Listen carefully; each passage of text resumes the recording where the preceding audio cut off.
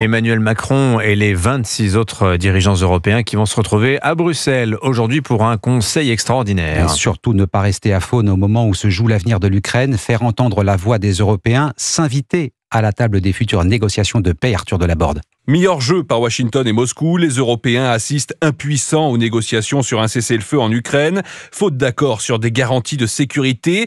Pour tenter de peser, les 27 semblent désormais tout miser sur le soutien militaire à Kiev.